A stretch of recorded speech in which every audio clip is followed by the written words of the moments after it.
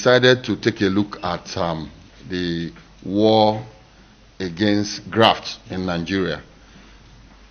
Periodically, we address the press on a state of the nation as regards graft and the quality of leadership we have in Nigeria. So, I would say, welcome, gentlemen of the press and members of the civil society across the country here present. A school of thought believes that the National Assembly and indeed the Senate is deteriorating to a safe haven for alleged corrupt former state governors who maneuver the electoral processes to get themselves into the red chamber as the highest legislative body in Nigeria. The red chamber has been confronted with lots of integrity questions consequent to the activities of this handful of alleged corrupt Nigerians. Analysts across all walks of life have raised alarm that it might take longer time to erase this widespread but negative perception about this ugly embedded political transfusion, especially in the Nigerian Senate, unless political parties move in a determined manner to prevent many corrupt former governors or politicians, especially those still standing trials over alleged corruption in a court of competent jurisdiction, from seeking refuge in the cocoon of the legislative chambers. Our center has noted in the last count that about 15 ex-governors are reported to have topped the list among the 109 senators in the 9th Senate who have plundered the treasury of their various states and are currently standing trials that borders on corruption. A public affairs analyst, Mr. Jide Awolabi, in a recent interview with Premium Times, argued that it was morally wrong in the first place to have cleared such persons with alleged criminal charges pending before the court to proceed to run for an election. According to him, several other countries dealing with corrupt cases make sure that such cases are disposed of within a few days once the evidence is provided. It then becomes a mockery on our moral and judicial standards when we have our own corrupt charges running for years, like the man in Abia State, one Orji Kalu. Such people, he further argued, should clear their names before going into any job that warrants public trust. This country is very funny. It's a very funny country, he said. Mr. Ebi Vincent, who is also a rights activist, also noted that the election of politicians with corrupt charges speaks volumes of our system.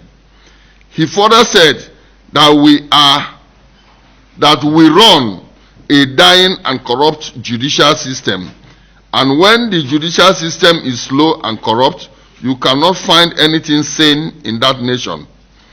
All of these persons ought to be screened and denied tickets even before their party begins to let them come out to be on INEC ballot papers. It becomes pertinent, therefore, that electorates need to demand the removal of alleged corrupt persons from participating in our electoral processes. If the people in their constituencies refuse to understand that they have elected thieves, then it is left to the media and the human rights activists to continue to remind them or to hold them accountable. The Senate should not be a retirement home for looters.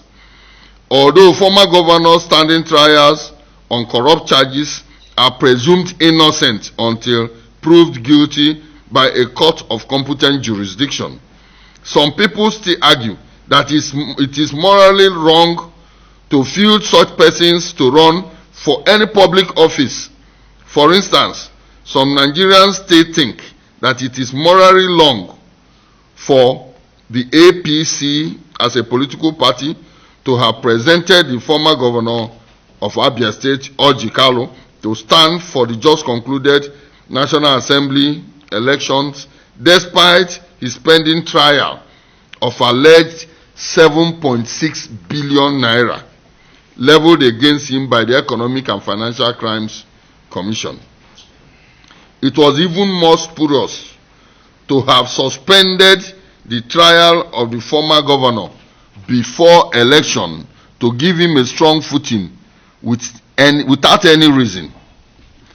The Punch newspaper reported that the former governor of Abia State topped the list of 9 ex-chief executives to have looted 232 billion naira alone while in office. Chief Kalu is not alone in this, as there are former governors with similar cases still pending before the court. Former governor of Sokoto, Senator Aliu Wamako, is one of them. We also have the Enugu State counterpart, who was also a former governor, Chimaroke Nnamani. We also have ex-governor Danju Magoje. These are all persons who are in the Senate but are still having problems or cases that have to do with corruption at the EFCC. Now, this high turnover of alleged former governors and others with serious crime hanging on their neck will continue to paint the Senate black. It is, however, worthy to note that the perceived bad image of the Senate did not start with the 7th and 8th Senate, but it has been with us since the 4th Republic. But there are no good reasons to continue to live with this embedded virus in the political system of the most black populous nation of the world. A former Deputy Inspector General of Police, a former DIG, known as Senator Nuhu Aliyu, once stunned his colleagues on the floor of the Senate when he claimed in his outburst that it was a breach of his privilege as a senator to sit in the same chamber with somebody he, Aliyu, arrested for fraud while in office. Senator Aliyu did not stop at that and further claimed that the presence of such persons and others with similar cases pending before courts of competent jurisdiction would have created additional image problem for the Senate. Senator Aliyu did not immediately name the suspected fraudster in the hollow chambers, but his outburst was seen then as a big blow to the pious image of the Senate. Senator Aliyu and few other Nigerians believe that persons with corrupt charges still pending before a court should have no business coming to the Senate. And for other Nigerians, the only way to restore public confidence in the nation's apex law-making body should be in purging the Senate of these corrupt politicians.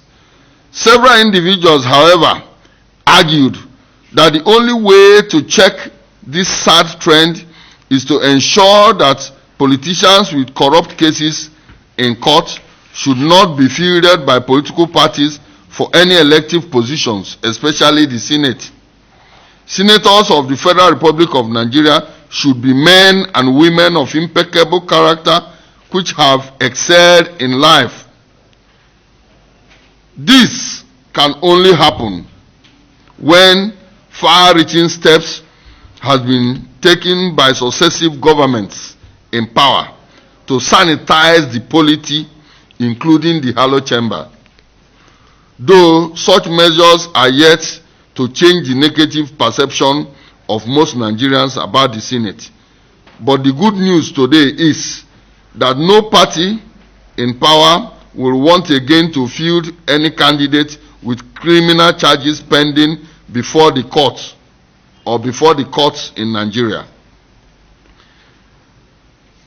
As a beginning, Nigerians should see it and demand that it is morally wrong for anybody having corruption charge leveled against him by the EFCC or any other anti-graft agency to even seek an electoral position, not to talk of coming as far as the Senate.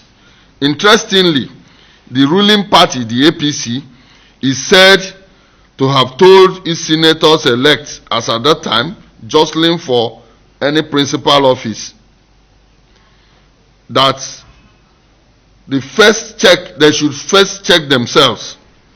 The party warned that it will not back any senator with blemish to aspire or become a principal officer of the Senate. This step is quite commendable and should be encouraged to save the Senate's waning image problem. Until that is done, some Nigerians still continue to see the Senate as a safe haven or a retirement home for corrupt ex-governors and politicians who still have pending corruption charge leveled against them by the EFCC. About 15 ex-governors are in the 9th Senate, and some of them still have corruption cases against them in court. Perhaps that was why most Nigerians frowned over alleged failed attempt by some persons to return former governor of Plateau State, Senator Joshua Dariye, to the Senate for the 3rd time, despite his 14-year jail term after conviction by a court over alleged corruption. We may wish to ask some questions. 1. Why did the relevant authorities, including political parties, clear Joshua Dariye to run for the Senate even for the 3rd time? 2.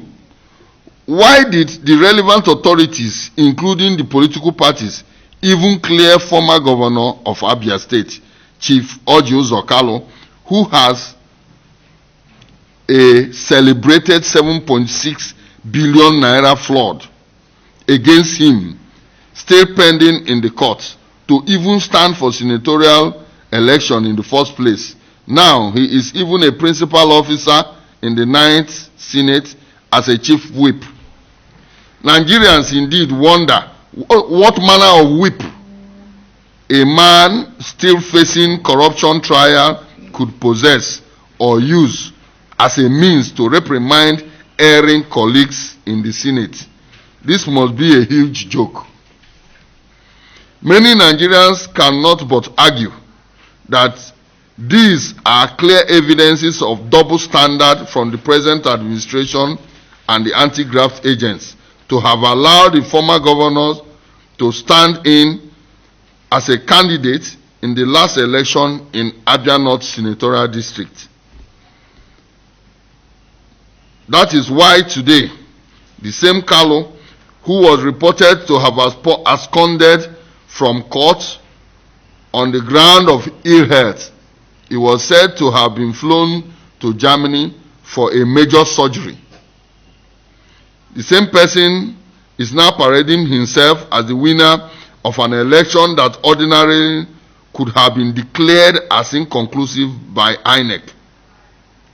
Some persons in the state today wondered why the same Chief Kalu, who claimed to have undergone a major surgery in Germany, recovered so quickly and participated actively in all the rallies and the election.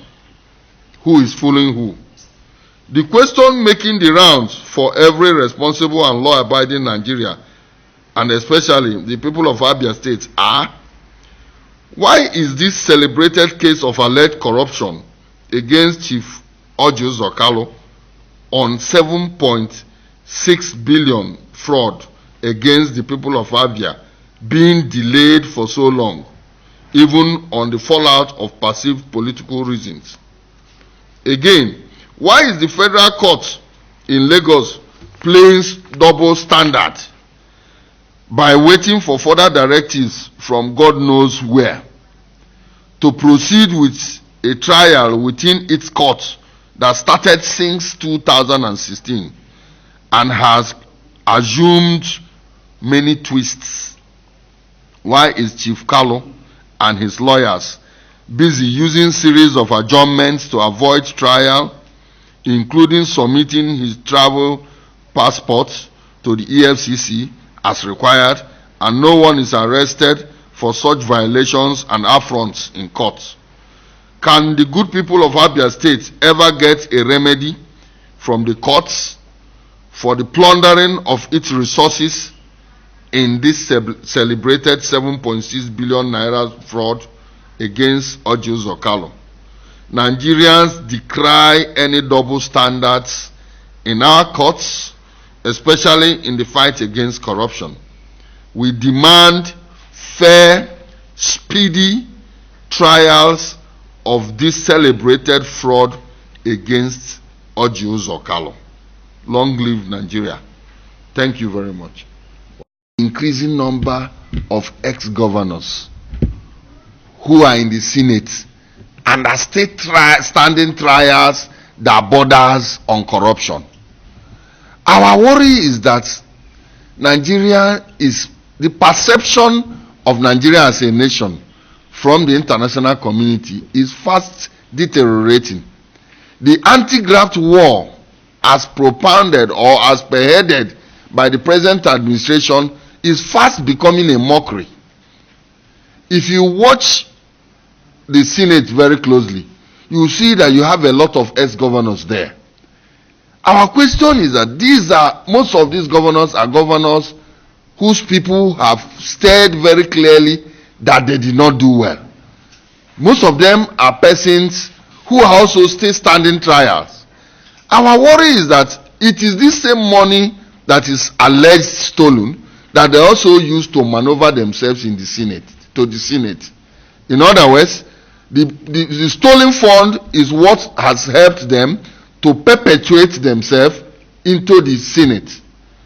We are saying that as a moral burden, it is onerous on us as Nigerians to refuse such persons, including political parties and INEC, that such persons should not be fielded as candidates, let alone holding principal positions in the Senate, because it is a mockery. Yeah, we are aware that most of these ex-governors are dominating the Senate. Elections are conducted by INEC on what we can call a tripod. We have the provisions by the Constitution of the Federal Republic of Nigeria, 1999 as amended. Then we also have the provisions of the Electoral Act, 2010 as amended. We also have INEC regulations and guidelines, because INEC as an electoral management body is empowered by law to make laws that would guide a particular election.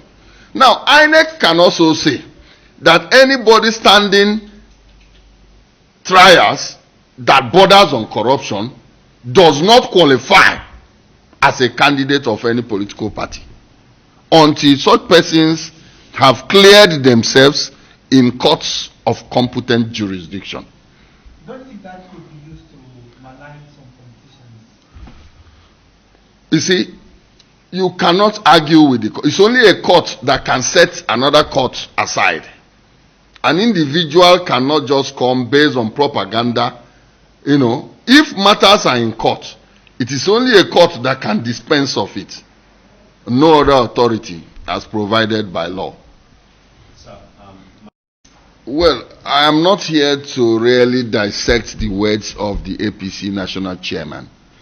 But for us, we believe that that story or that statement, once you come to the APC, your sins is forgiven, is rhetorical. It could have several meanings. It is like a pawn the meanings could vary, based on one's interpretation. But for us, as civil society organizations, ours is to ensure that the government in power stands on its toes, the government in power does the needful. We have a transparent, clean, clear, or free, fair, and credible elections in Nigeria to ensure we have a better nation. That is our trust.